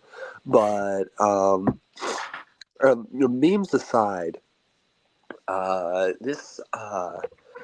find this game very interesting because Boise State hasn't been winning in the convincing fashions as of late, in my opinion. And they had a pretty sketchy win against Wyoming last week that it went kind of unnoticed because Ashton Genty did what he did. And he was able to get his team over the line, making a couple pivotal plays to get Boise State those touchdowns. But if Oregon State is on their A game, which I think they're going to be, because they're 5-6, they're got to be fighting for that bowl eligibility right now. If Boise State's not careful, they could easily lose this game, and that's why I'm really finding this game interesting, and I think it's a kind of under the radar matchup that I think is going to have some major playoff implications of whether Boise State's able to make it or not. Because any slip up on Boise State's part, I don't see them getting in. But it's just a very interesting situation right now. Yeah. However, I do think Boise State, in my opinion, Boise State kind of has this one. They have found a way, even in games where teams have completely sold out on Ashton Genty, he still finds a way to get almost 200 yards rushing. The quarterback still finds a way. Yeah. And I realize it's not about how you win. It's about do you win. I do think Oregon State could give them a scare, like you said, because they are playing for a bowl game. And it doesn't matter what these teams are ranked. We've seen when a bowl game's on the line, unranked teams will do some funky shit to win. Like crazier stuff has happened. I've seen bowl teams upset teams fighting for a bowl upset current top 10 teams in affairs that aren't even close. I'm gonna be honest. Example A, 2011 NC State. They're not bowl eligible. They're 5-6 coming into a game against number 7 Clemson. They win. NC State beats Clemson 43-7. It was not close. The bowl games will do that to a motherfucker. I mean, now, do I think is this the Oregon State of last year? No. I will say I do think it'll be uncomfortable for Boise State, but I think they'll get it done this week. It's where I think they may trip up is the Mountain West Conference championship rematch against UNLV, because I think both UNLV has been trending in the right direction since that game. I feel like Boise State's kind of stalled out. I agree. Elsewhere, other rivalry games. Obviously, I think the one with not the biggest rivalry game this weekend in terms of pride and well-knownness. This is honestly the one with the most implications for the playoff. We've got the Lone Star Showdown Saturday at 7 between Texas A&M and Texas and Texas A&M. I'm not gonna lie, Texas has looked shaky at best lately. They have not looked like the playoff team that they were last year. Is this in College Station or is this in Austin? It's in College Station. Give me Texas A&M. They're hot right now. I know they just lost. I know they just lost to Auburn. But like Aiden and I said, almost bowl eligibility will do crazy shit to you. It'll make you play out of your mind. It will. It will. Texas A&M, since they made the quarterback switch from Wegman to the new to the younger guy. I'm blanking on his name right now. I know you just know he's number 10. They've been kind of balling out. They've looked good. They've looked solid. They've moved the ball. They look like a well-oiled machine. Their quarterback can run and throw the ball. He's accurate. He's on time. He can read a defense. He can break a defense down. He's good. So I've got Texas A&M here. I do think it'll be a close game. I think it'll be somewhat of a shootout. But I just think with how inconsistent Quinn Ewers has been in the latter half of this season, I feel like he's going to really struggle in this game. I somewhat agree, but I'm sorry. I just think Texas is going to really pull away in this game. I know it's a rivalry game. I know it's at Kyle Field, but I've just seen too much downside with Texas A&M for me to really be high on them right now. I know Texas kind of had some shaky wins, but I think just their ability to just maintain and keep pace is just really what has kept them here at this level that they've been at for a while. And I don't expect to see a absolute stellar game from Texas, but I just see them doing just enough to get away with a win against Texas A&M. And I think that's just going to be the key, just not messing up as much, because I feel like with these in these rivalry games, mistakes are going to be very it's something that is going to happen. And we've seen with Texas A&M, they've been very prone to mistakes. I think Texas is just less prone to mistakes, and I feel like that's going to be the main deciding factor for this game. Definitely, and I will say that, like you said, Texas is a little bit better about taking care of the ball. They play a little bit cleaner, and they're while they have been inconsistent, they've been at least consistent with their results. So yeah. Other rivalry games around that have playoff implications: Georgia Tech, Georgia, the clean, good old-fashioned hate rivalry. Yep. This is an interesting one. Georgia Tech Friday night. Georgia has been known to play down to the level of their competition. Georgia got in a fucking shootout at home with UMass. That's not something you want if you're trying to vie for a playoff in an SEC that's got several 3-loss teams, and you've got 2 losses and your rival Georgia Tech coming up, who has a really tricky offense to stop and hold the ball the entire game. Getting into a shootout with UMass is not exactly what you want to be doing. Not at all. But you've got Georgia Tech, who is your in-state rival, plays a really frustrating offense to stop. I think you're asking for trouble if you're Georgia here. With how you played against UMass, I think you're asking for trouble. Do I think Georgia Tech's going to win? I don't know. But I do think at some point I in think this you're game, implying it, Gareth.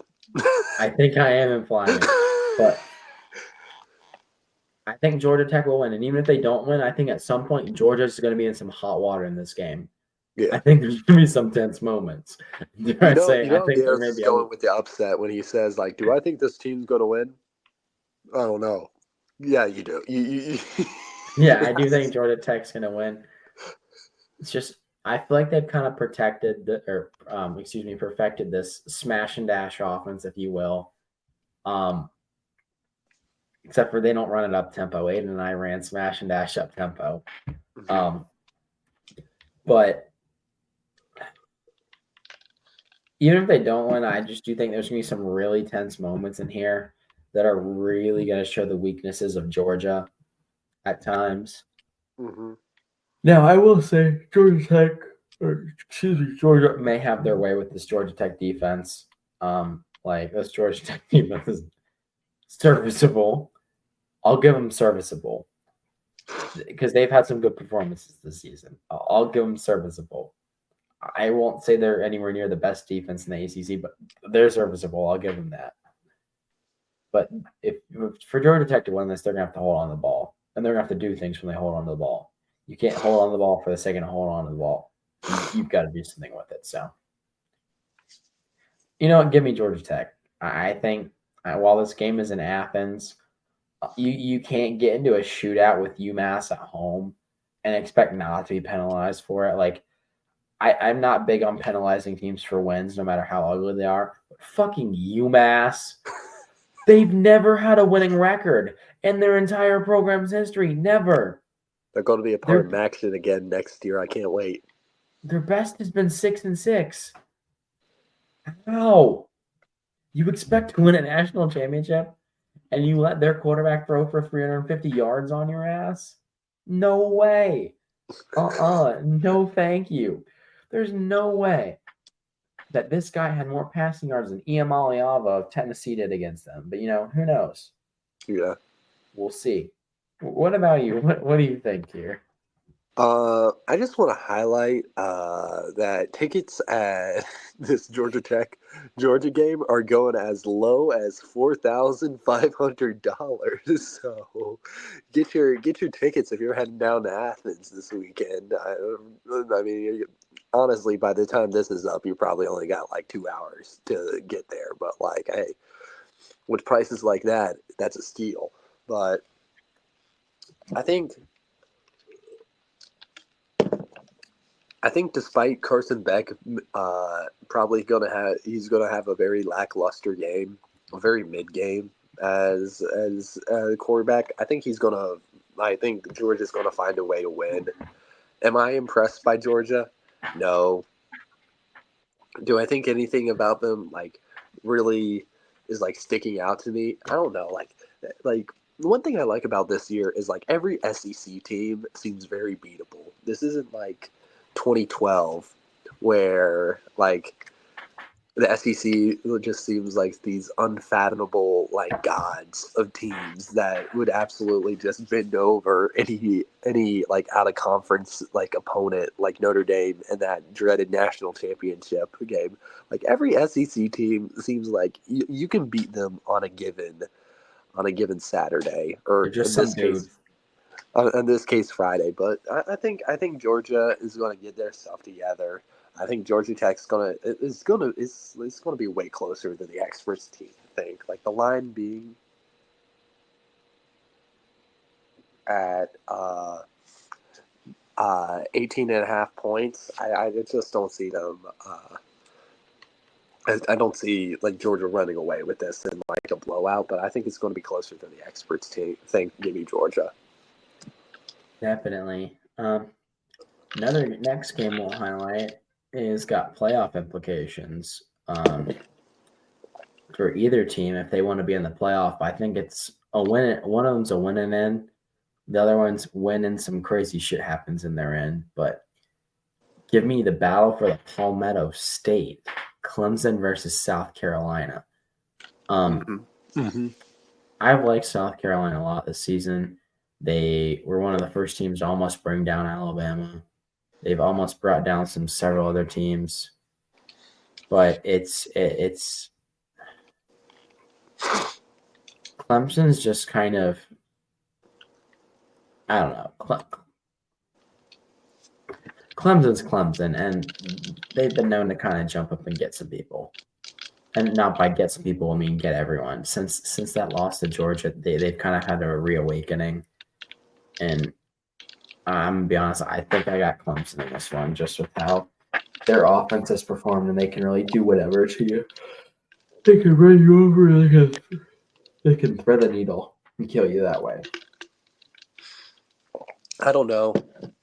For me, I got South Carolina in this game.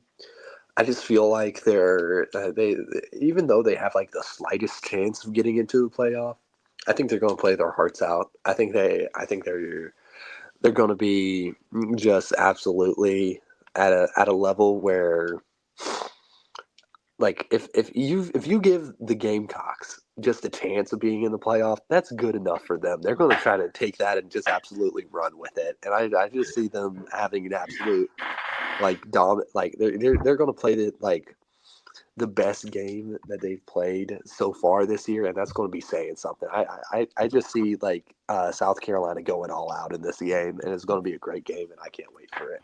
But give me South Carolina. It definitely will be a great game. One game I'm choosing not because I think it's really got playoff implications anymore, but because I think this team has the opportunity to do something really funny. Oklahoma. You're taking on LSU this weekend. You looked good against Alabama. Oklahoma, if you're listening, Oklahoma, please save us. Please save us from Brian Kelly. Oklahoma, if you're listening, please kill Brian. Please kill the LSU Tigers and save us from Brian Kelly. Unfortunately, like I said, we talked about Brian Kelly. Maybe not be the best human being, but I think it would be hysterical for a team that has national championship hopes and had national championship hopes to go 7-5. So, give me the Oklahoma Sooners. Give me the Sooners. Elsewhere in the Big 12, we got former Big 12. We've got Kansas State taking on Iowa State. The battle of the letdowns this year. These teams kind of burst onto the season, kind of midway through the season, and they were looking good, and then they ran into some trouble, and it's just like their offensive efficiency tanked. Kansas State and their quarterback haven't had the productivity they would have hoped for, and then fucking I don't know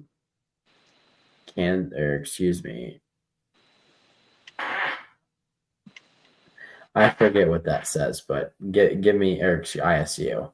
I feel like ISU's been way too inconsistent, so I'll take LSU in this one. Or not LSU, I mean KSU. My bad.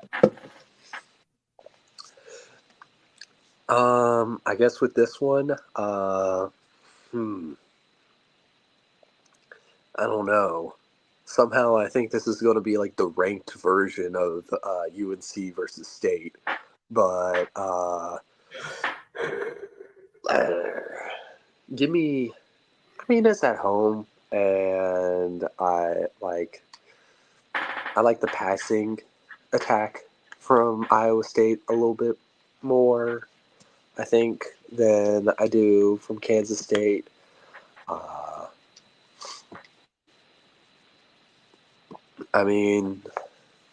Give me Iowa State in this one. I think they're gonna pull it together and try to make their case to like get it at their 10-win season. I think they're going to try to like get it all back together. They've had a couple good wins that they've been like bouncing back from. I mean, Cincinnati and Utah aren't like the biggest powerhouses, but they've got some momentum going on with them. I got Iowa State in this one. Elsewhere around, we've got Notre Dame versus USC. They recently moved to the Big Ten. USC, the first time they will meet, the two teams will meet, in which one team is in the Big Ten and the other team is still an independent. So, I've got Notre Dame. I think they'll roll. USC has been, USC this season. So I think USC is like they know they have the opportunity to ruin Notre Dame's season, and that's what I'm nervous as a Notre Dame fan. Like everyone thinks Notre Dame's going to win this one, and that's pretty much when USC gets them. So I think Notre Dame's going to win, but I'm expecting some real BS to go down, and I think this is going to be like a fourth quarter, like come from behind win for Notre Dame. One of the final games to look at is Arizona State versus Arizona. Like we said, Arizona, similar to this other situation, they have the opportunity to do something really funny here. But Arizona State has the opportunity to kind of, finish out the season, do what's right, keep their record clean, and just, take a chance on possibly a Big 12 bid for the playoffs. So who knows what they can do? I feel like Arizona State kind of controls their own destiny right now. I think winning, they're possibly in the playoff, losing, they're not. I mean, I do see a world in which they lose or win and they don't get into the playoff, but I just think this is such a prime opportunity with all the games going on this week. Where if you goes for anyone, where if you really succeed, it can really help or hurt your chances for playoffs, rankings, recruiting rankings, seeing what recruits will commit, retaining recruits. So who knows? What do you think about it? We talking about Arizona State, Arizona? Yep, Arizona State, Arizona. Where it's Arizona's the chance to do something funny, but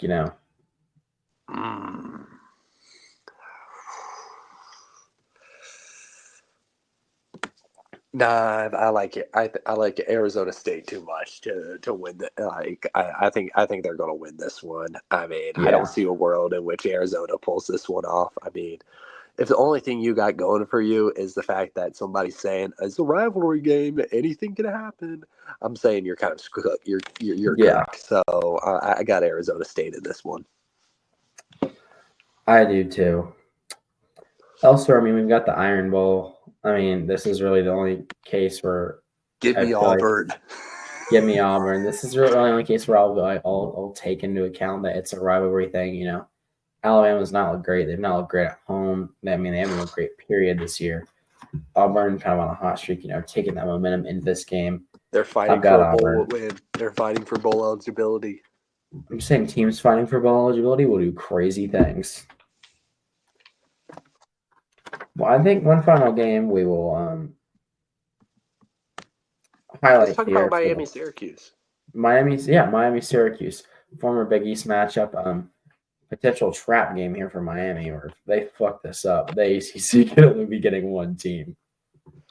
They fuck this up, Clemson may be going in their place, but obviously we still got SMU. Syracuse has kind of cooled off in terms of their offensive efficiency as of late. I mean, they picked it back up against UConn, but again, it's fucking UConn. So I've got Miami here. I think Cam Ward's going to finish the season strong. I think that Georgia Tech scare and the scare for 3/4 that Wake Forest game was enough for him, and I think him and the Miami offense are going to finally lock in and just kind of take care of business. I feel for some reason I'm feeling Syracuse on this one. I just inexplicable vibes. Colin McCord is white Jameis Winston in my opinion. He's got the best turnovers, freshly baked turnovers in the game, and I think that bakery is going to be open. Since we're starting the season of giving right now, but for some reason I think it's going to be closed for the holidays, and he's going to have a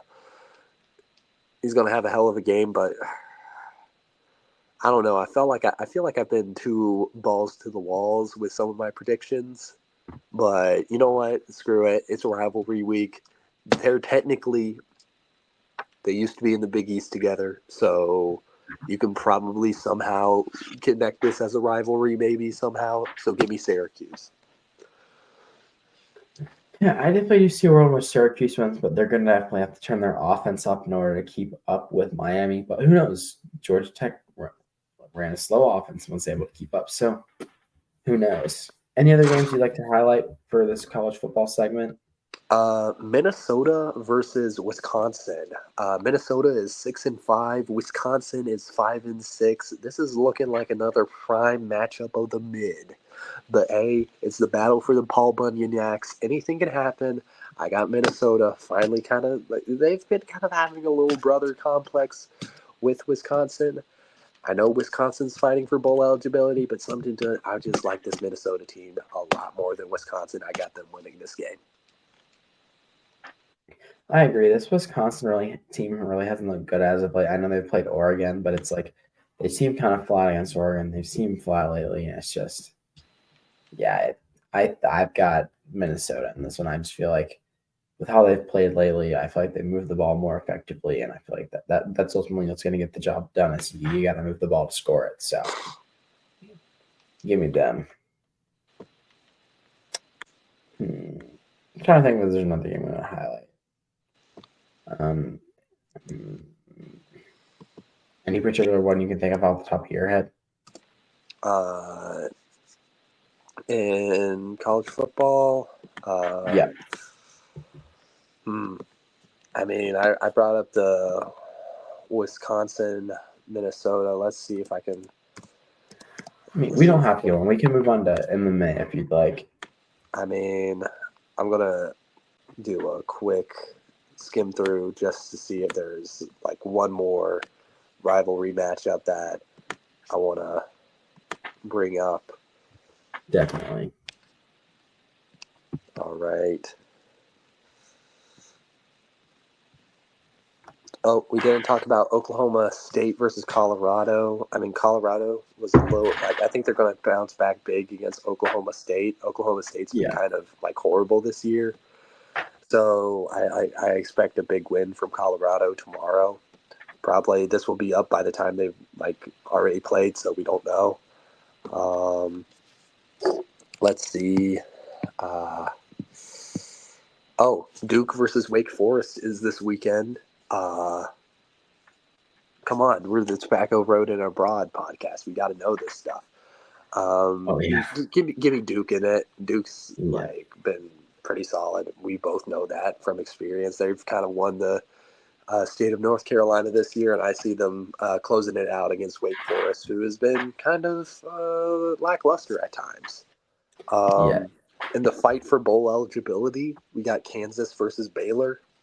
Baylor, if everything hits the fan and if they win this one, they can make the case. They can get into the Big 12 championship. But I got Kansas in this one. I'm sorry, they've just been too good lately, and I'm excited to see just what they see if they're able to like make it to a bowl game. So I got Kansas in this one. Kansas is just on kind of a big hot streak right now. I really don't see them cooling off anytime soon. So, and I agree. I got Duke on this. Duke's just too much of a high-powered offense. And Wake Forest is just really inconsistent. So they can get inconsistent and predictable. So two worst combinations for football. Bringing up another North Carolina school, App State is fighting for bowl eligibility against Georgia Southern. It's at Georgia Southern. App State is unfortunately at 5-5 right now, and if they lose this one, they would need to reschedule with Liberty, who has been ducking them lately. But you know what? I got App State winning this one. Screw it. I mean, we gotta see them make it to a bowl game somehow, and I want to see them win this one. So this one's just going off. This is a personal bias one. I got App State winning against Georgia Southern. Yeah, I mean that's certainly a good story with all that's going on in Eastern or Western North Carolina, just with the weather and everything, and the hurricanes, just rebuilding from that. It would be nice for them to get a win. I think they'll pull one out over Georgia. You said Georgia Southern, right? Florida State versus Florida. Florida State got a very brave and daring win against Charleston Southern. making their season and getting their season at 2-9. Can they make the win? Can they get the win to go to 3-9? Hell no! I got them going 2-10. Florida's going to kick their ass. Chomp chomp. The Gators got this one. Florida State's cooked this year. Yeah, that Florida State team's not good. I really don't see them hanging with Florida for too terribly long. And I think Florida's just kind of it's going to be a rough one to watch. I think it's going to be a rough watch where it's just kind of you have it on in the background where you play on your phone. Ooh, another fight for bowl eligibility. Virginia versus Virginia Tech. Now that is two I thought they would have been bowl eligible by now. Virginia No, Tech they're both was, five. They're both 5-6. that's quite a slide Virginia Tech's been on. Holy cow. Oh, this is gonna I have a feeling this is gonna be peak cinema. So this is Aiden's pick for peak cinema of the week. Give me Virginia Tech. I think I mean they've been on a slide, but I think they're technically the better team. They are technically the better team, but I'm feeling with who's hot right now. Give me Virginia. Calandria. It's just been looking good for the most part, except for a few games. Give me Calandria and the Virginia offense to get bowl eligibility. It's just that Virginia Tech team for me on paper, they are the better team. It's just they never put the pieces together. They have an all-star power back. They've got a really good quarterback in Kyron Jones. It's just they just haven't been able to put it together this season. And that such is the nature of college sports. That sometimes happens where you have all the pieces and you just can't put it together. That happens. All right. You want to talk a little MMA? Of course, I want to talk a little MMA. There's a lot to get to. I didn't cover the results of USC 309 last week, unfortunately. So I can give a quick recap of what happened.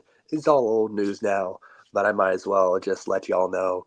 So Bo Nickel beat Paul Craig in a unanimous decision. The match went to all 3 rounds. And never before have I seen a crowd completely turn on somebody like Bo Nickel. It started off in the first round. Everyone was chanting out Bo, but he was just unable to actually use his wrestling, which is his one thing that like everyone wants to see. And he just for some reason keeps on thinking that he's a boxer for some reason and just tries to bring the fight standing up. He's unable to like actually convincingly like finish Paul Craig, which is what everyone thought he should have done. And the crowd was chanting overrated by the end of the match. Everyone was chanting his name at the beginning of it, and now everyone hates him. So that I feel bad for Bo Nickel. I think in the future he really needs to start utilizing his grappling more because he's in a very stacked middleweight division, and I think he could a lot of people think he doesn't have the grappling to go up against a Hamzat Chimaev, which I think might be the case, but I just at least want to see. I want to see more Bo Nickel grappling. That is what got you into the UFC. I want to see more of it right now. It's not. He's at a point in his career where it's not completely frowned upon to really utilize that one skill that you really have. So Bo Nickel, really I think it's honestly a good win against Paul Craig. I think he's still going to be on a good run in these next couple. I'm just very interested to see how the next couple fights will go. But meanwhile, that brings us to the next fight: Charles Oliveira versus Michael Chandler. This was unironically peak. Charles Oliveira won, and Charles Oliveira was winning heavily going into the end of the 4th round. But then in the 5th round, Michael Chandler just decided to do what Michael Chandler does. And just absolutely he was being choked out, and he would literally just stand up and just fall on his back and land so he could slam Charles Oliveira against the ground. This dude has no care for him or his own body whatsoever, and just had put on the most amazing 5th round performance I think I've ever seen out of a single fighter. he was already down 4-0, and he had the potential to take Charles Oliveira out in that fifth round, and it was just so fun. Michael Chandler, he's not the best lightweight at all, but he is, damn it if he isn't the most entertaining fighter. He is so entertaining to watch. He is just absolutely a menace in the cage. He has no regard for his own personal safety or the safety of anyone around him. And he just absolutely just goes balls to the wall in times where he can literally just coast and just do like just accept defeat, but he just absolutely just keeps on going at it over and over and over again. But I like this win for Charles Oliveira. Like, he just went on to show like he's very technical with his grappling, has very strong like submission game, but he was just unable to like really get like a good choke in or a submission against Michael Chandler. But I like Charles Oliveira. I'm very interested to see what Dana White does in the future and what fight Charles takes on next. But I'm also interested to see what happens to Michael Chandler. And lightweight just remains one of the more stacked divisions in the UFC, and I'm personally very excited for it. But that brings us to the heavyweight main event that was John Jones against Stipe Miocic.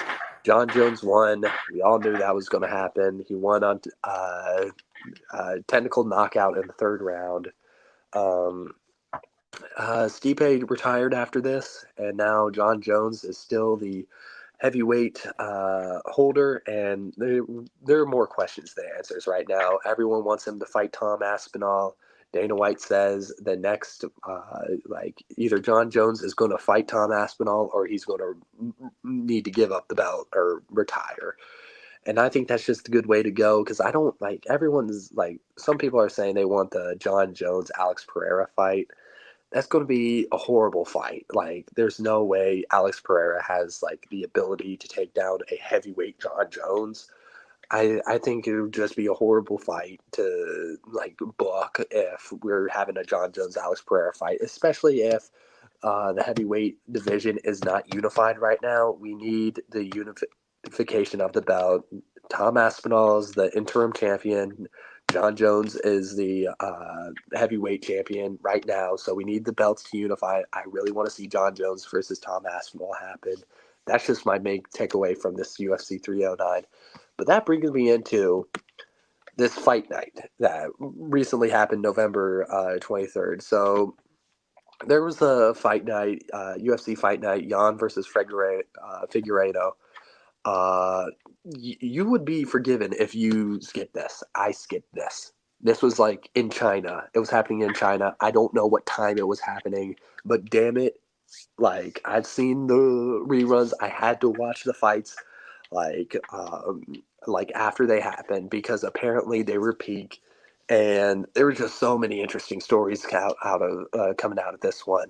But one of the like more interesting stories that like I just like I saw and like I wanted to talk about. So uh okay, so forgive me for mispronouncing this, but okay, so in the women's straw fight title, there was a fighter Shi Ming who took on Fang Zhaoken, and Shi Ming absolutely like freaking killed Fang by KO in the third round. And what's interesting about Shi Ming is she is a full-time doctor. Her parents do not know that she is a MMA fighter, and she absolutely killed Fang in the octagon. This fight actually determined like whether Shi Ming would get a permanent contract with the UFC, and with that, Dana White has signed her to be a part of the women's straw weight division, and now she's going to be a permanent fixture in the women's strawweight division. So I'm actually very interested to see where she goes with her career. I think she means business, no pun intended, but I'm very interested to see it, and I think it was fun to see that a literal daytime doctor by day, MMA fighter by night, was able to just absolutely have a dominant KO in that manner. They had to literally pull out the stretcher into the middle of the octagon. I've never it's been a while since I've seen that. So that's to let you know what type of power she had behind her kicks. That is just that is insane.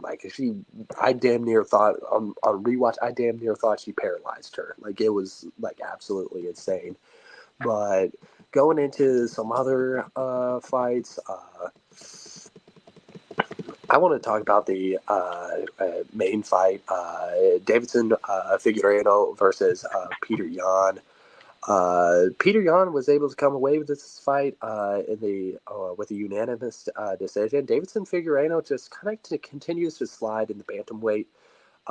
He used to be the bantamweight champion, but he's just kind of been sliding a little bit, and Peter Yan was able to get the win in this fight. It was a unanimous decision, 50-45 against all, according to all judges. Overall, just pretty dominant fight by Peter Yan. I'm very interested to see where he goes in the bantamweight. I think he has a very legitimate claim to take the challenge for the bantamweight title again. Which I'd be very interested to see. Bantamweight obviously does not get as much hype as some of the other divisions, but with a fight like this, it kind of reinvigorated some of the interest that I have in the division, which is pretty good because it's been one of those divisions that's always pretty hot or cold. But that's pretty much my takeaways from the fights that have been happening of late. I feel obligated to say this, but I don't want to give it too much time. Recently, MMA, I say legend. He's not really, I don't consider him to be the greatest fighter by any means, but he is a prominent name in the MMA space. But Conor McGregor recently has been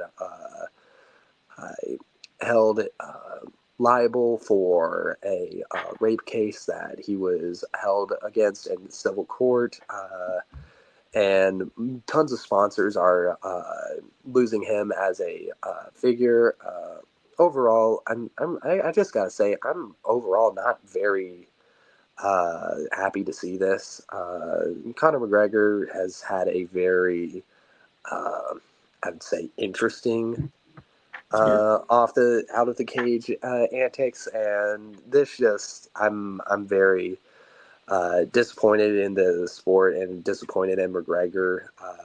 I'm really not into. He keeps on teasing that he's going to be coming back into the octagon. I'm not interested in seeing him fight anytime soon, and quite frankly, I've been over the McGregor hype for about 5 years now, and I've just any more mentioning of him and the news is something I really don't want to cover. But I feel like it's very important that we do cover it because he is probably one of the most well-known names in MMA, and it would behoove me not to mention him in this scenario. I don't want to give too much time into my personal opinions about what happens. Personally, I do think it's very likely that he did do it, and I'm very much not a fan of him and his personal antics outside the cage. But I think it's best as sports media, just moving forward from this. I don't really want to be giving too much limelight to McGregor and his out of the cage antics. Yeah, neither am I. And there's been backlash everywhere, but I think it's finally subsided and people are just kind of moving on. So I think that's ultimately what's best. Anything else you want to touch on? No, I'm done. All right. Well, thank you guys for listening in. We know this is a long one, but we had a lot to cover. It is Rivalry Week, arguably the most important week in college football, so we had a lot to cover. Thanks for listening in, and we will see you all next week for, I guess, Conference Championship week. Let's go. And see ya.